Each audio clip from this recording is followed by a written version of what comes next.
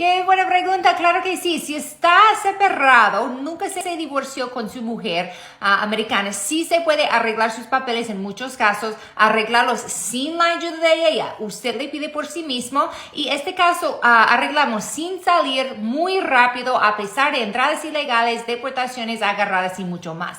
Si ya están divorciados, le sirve también, solo es que tenemos 2 años después de su divorcio para presentar el caso, pero no hay un límite en la cantidad de tiempo que tenemos para presentar el caso si está separado.